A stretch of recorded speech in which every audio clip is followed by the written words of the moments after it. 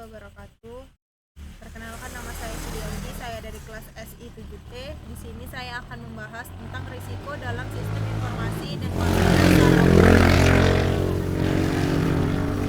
Satu, risiko terkait komputer, yaitu semua hal yang melibatkan risiko dalam berbagai tingkatan. Risiko dikaitkan dengan kemungkinan kejadian atau keadaan yang dapat merugikan dan mengancam pencapaian tujuan maupun menurut Winarno, manajemen risiko adalah suatu pendekatan terstruktur metodologi dalam mengelola ketidakpastian yang berkaitan dengan ancaman atau suatu rangkaian aktivitas manusia termasuk penilaian risiko, pengembangan strategi untuk mengelolanya, dan mitigasi risiko dengan menggunakan pemberdayaan pengolahan sumber daya. Di sini manajemen risiko berkaitan dengan menilai suatu produk, proses, atau bisnis melalui 1. Identifikasi proses-proses, 2. Identifikasi jenis risiko untuk setiap proses, 3. Identifikasi kontrol untuk setiap proses, 4. Menentukan efektivitas kontrol utama, 5. Evaluasi kecukupan sistem kontrol dalam mitigasi risiko, 6. Menentukan kontrol utama terkait sistem proses. Adapun risiko bahaya sistem informasi yaitu sebagai berikut, yaitu fraud, yaitu kecurangan atau manipulasi. 2. Business interruption atau gangguan bisnis. 3. Error, yaitu sistem tidak berfungsi sebagaimana mestinya. 4. Customer dissatisfaction, yaitu ketidakpuasan konsumen. 5. Fear public image, yaitu citra yang buruk di mata masyarakat.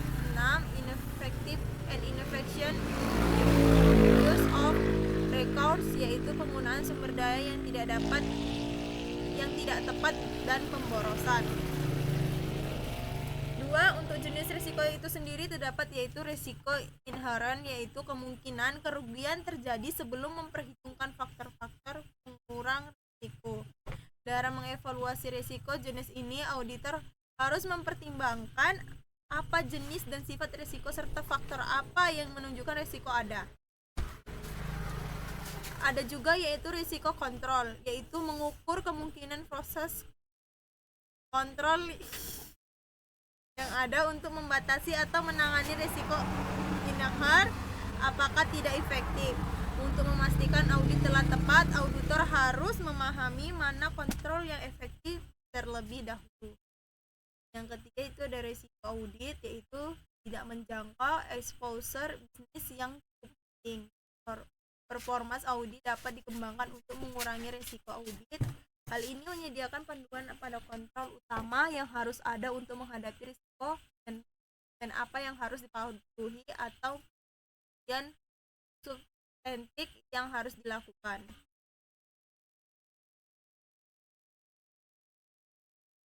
Itu ada efek dari resiko, yaitu 1.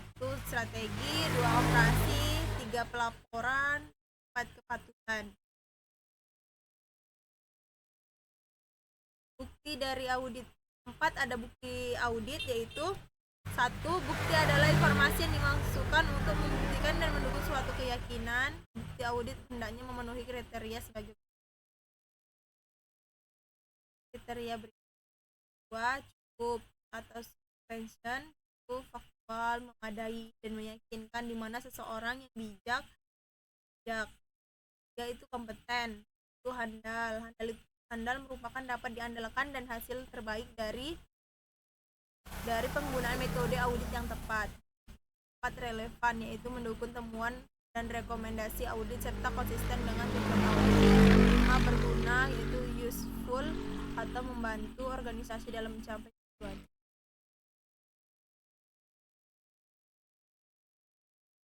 Itu ada jenis bukti audit, yaitu fisik,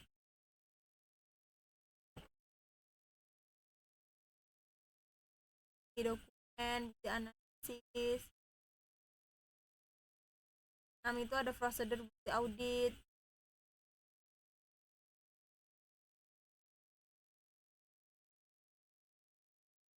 Menurut Jack Canfield tahun 2003, selain memiliki dua keuntungan lain, yaitu satu, membantu manajemen audit dalam memperancang sumber daya, dua, membantu konsistensi dalam pengujian pengendalian yang umum. 7. Ada tanggung jawab terhadap deteksi dan pencegahan kecurangan, yaitu tanggung jawab terhadap deteksi dan pencegahan kecurangan termasuk kecurangan dalam sistem informasi merupakan tanggung jawab dari pengelolaan. Auditor sendiri itu memiliki peran dalam hal membantu pengelolaan menerapkan sistem kontrol di mana fraud kecil kemungkinan terjadi, tetapi apabila terjadi akan cepat dideteksi.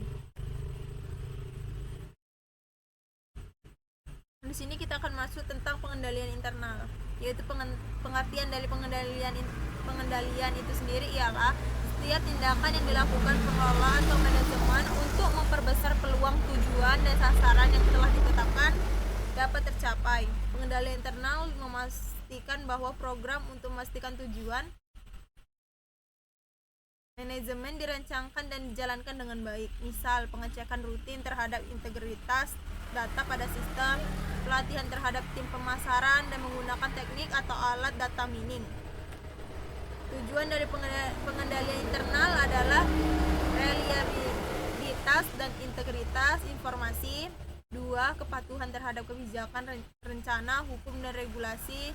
3. Pengamanan aset. 4. Efektivitas dan efisiensi operasi. Untuk 3 yaitu ada jenis pengendalian. Pengendalian di sini ada 1. Preventive control atau pencegahan. 2. Detektif control, mendeteksi mana setelah terjadi. 3. Corrective control, yaitu memastikan koreksi terhadap masalah yang ditemukan oleh detektif control, pada umumnya membutuhkan campur tangan manusia. 4. Directive control dirancang untuk memproduksi hasil yang baik dan mendorong perilaku baik. 5. Itu compensating control dapat ditemui pada kasus di mana kelemahan pada suatu pengendalian ditutup oleh pengendalian lain. Di sini juga ada tentang pengendalian, elemen pengendalian internal, yaitu satu ada akuntabilitas, yaitu setiap keputusan atau transaksi dan tindakan yang dilakukan harus ada pengendalian yang dapat siapa yang melakukan. Dan kedua itu ada kecukupan sumber daya, itu pengendalian yang coba dilakukan dengan sumber daya yang kurang biasanya akan gagal ketika menghadapi tekanan. Yang ketiga yaitu pengawasan dan review. Pada kasus manusia tidak melakukan apa yang seharusnya, tetapi hanya melakukan apa yang diawasi, sehingga sistem pengawasan diperlukan dan perlu dilakukan evaluasi secara periodik. Di sini juga ada tentang pengendalian pada aplikasi komputer.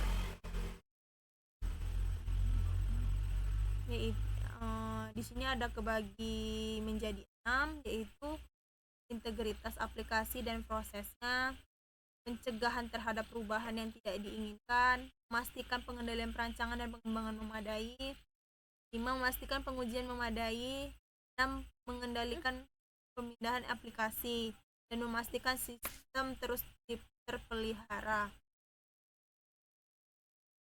Contoh pengendalian pengembangan aplikasi yaitu penggunaan sistem development life cycle. 2. Melibatkan pengguna atau user fulfillment. Yang yaitu adalah rencana pengujiannya dari